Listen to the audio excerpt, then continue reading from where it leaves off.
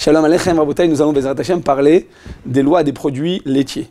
Dans la Halacha, la Gemara, dans Avodah Zarah, page 35b, nous enseigne que les Chachamim de l'époque du Talmud ont promulgué un décret dans lequel ils interdisaient de boire du lait qui a été trait par un non-juif. Pourquoi? Parce qu'ils craignaient que le goy, lors de la traite, vienne rajouter du lait impur. À l'époque, lorsque la ferme, elle devait livrer à tous les habitants du village du lait, elle avait par exemple un quota de 1000 litres de lait par jour, ils avaient peur qu'en fin de journée, lorsque les vaches, si elles étaient dans une période un peu plus difficile, avec des conditions climatiques moins positives, ils avaient peur qu'elles n'aient pas assez de lait, et à ce moment-là, on craint que le goy vienne et rajoute du lait impur, du lait qui provient de chamel, du lait qui provient d'une porcine, de lait qui vient de toutes sortes d'animaux qui sont impurs.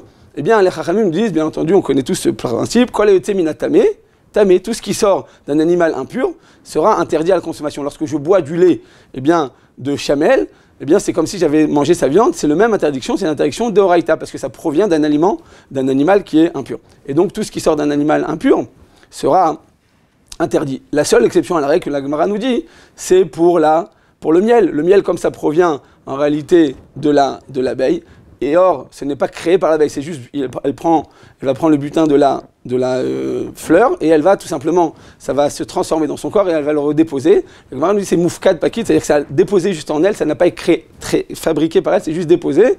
Et à ce moment-là, l'abeille ne va pas interdire ce propre miel. Mais en dehors de cette exception, tout ce qui sort d'un animal impur sera impur. C'est la raison pour laquelle les Chachamim ont craint que lorsque le goy rajoute, il en vienne à la fin de la journée à vouloir compléter son quota quotidien, il en vienne à rajouter du lait d'animal impur. C'est la raison pour laquelle les Chachamim ont interdit de boire du lait qui a donc été trait par un non-juif, à moins qu'il n'ait été trait en surveillance d'un juif. C'est-à-dire qu'on a besoin que ce khalaf soit ce khalaf chamour, ce qu'on appelle donc le lait qui a été surveillé, qui a été gardé. C'est seulement sous ces conditions qu'on aura le droit de boire du lait qui a été trait par un goy, à partir du moment où il est surveillé par un surveillant juif. Alors vous allez dire à notre époque, c'est pas courant parce que dans les fermes, bien entendu, il n'y a ni du lait de porcine, il n'y a ni du lait de chamel, ni du lait de jument, donc toutes ces, effectivement, vous avez raison, mais malgré tout, à partir du moment où on a un décret qui provient de la Gemara, nous dit la Gemara, Kol Gzerat Talmud, tout décret qui a été promulgué donc à l'époque du Talmud, Afilou Batel Atam, Lo Betela Gzera, même si la raison du décret a été annulée, le décret subsiste tout de même. C'est-à-dire que les Chachamim, ils nous ont interdit toutes sortes de lois, et leur décret va dépasser le temps. C'est-à-dire que leur décret est immuable et ça restera toujours interdit, quelles que soient les conditions, quels que soient les changements, quels que soient les siècles. Au travers des siècles, les Chachamim, ils ont vu des choses, même s'ils ne dévoilent pas tout, ils ont juste donné l'interdiction et la crainte de rajouter du lait impur, mais en réalité, les Chachamim voient des choses, et souvent comme ça, le Ben Ishraï explique que selon la Kabbalah, selon la mystique juive, il y a encore d'autres interdictions, il y a encore d'autres raisons que nous ne voyons pas. Donc même si apparemment la raison qu'il nous donne est une raison qui n'existe plus à notre époque, parce que c'est vrai qu'il n'y a pas beaucoup à notre époque de lait de chamel par exemple, malgré tout ça reste interdit parce que c'est un décret du Talmud.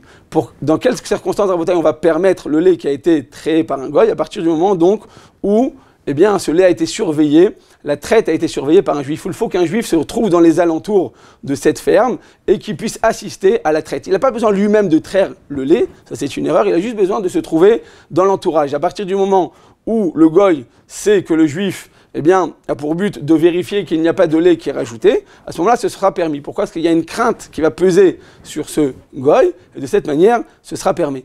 On permet de prendre toutes sortes de surveillants juifs, il n'y a pas besoin que ce soit même une personne adulte, à partir du moment, même si c'est un enfant qui a plus de 10 ans et qui sait décrire ce qu'il a vu, on considère qu'il y a une crainte suffisante qui va peser sur le non-juif, et il ne va pas rajouter quoi que ce soit. Quelle va être la halakha rabotai dans le cas où le juif n'est pas là, il y a juste des caméras de surveillance. Alors les caméras de surveillance, on sait très bien que ça ne marche pas dans tous les cas. Vous savez très bien que dans la halakha, quand on a besoin par exemple de 2 témoins, il faut que 2 témoins viennent. Dans tous les cas, toute la Torah elle est basée sur 2 témoins. Alpi Shne Edim Yakum Davar, c'est seulement lorsqu'on a là le témoignage de 2 témoins vivants qui viennent et qui nous témoignent ce qu'ils ont vu qu'on pourra s'appuyer dessus. Selon la halakha, lorsque les témoins ne sont pas sur place, on a juste des photos, ça ne marche pas. Les photos ou même une vidéo, même si selon la loi ça marcherait, parce qu'au niveau de la justice, au niveau de la police, à partir du moment où j'amène des photos, ou j'amène une vidéo qui vérifie que ça n'a pas été truqué, eh bien selon la halakha, ça ne marche pas, bien que selon la loi ça marche, selon la halakha en général ça ne marche pas. Mais là, comme il s'agit d'une interdiction d'ordre rabbinique, et que c'est les chachamim qui ont craint qu'on rajoute du lait interdit, donc vient le Rav Gross, d'accord, un des Gdolador, et il écrit dans le Kuntras Netiva Chalav, que de la même manière que dans des grandes banques, eh bien on va dissuader un des employés de prendre de l'argent dans ses poches et de partir avec parce qu'il sait très bien qu'on va être surveillé par caméra, et on voit que ça suffit pour les dissuader. Il en est de même selon la halakha pour l'interdiction d'ordre rabbinique. Pour les autres interdictions, ça ne marchera pas toujours, d'accord. Il y a des interdictions que oui, pour le yichud par exemple ça marche aussi, mais d'autres interdictions pour lesquelles ça ne marche pas. Mais en tout cas, pour la surveillance du lait, selon le Rav Gross, ça suffira. C'est pour ça que des fois on a des fermes qui sont dans le fin fond de la France. Bien si on arrivait à disposer et à installer un dispositif de caméra, ça suffirait selon la halakha. Le problème, c'est que techniquement, ils ne sont pas toujours d'accord d'obtempérer, mais selon la halakha, ça suffirait. Amen, amen.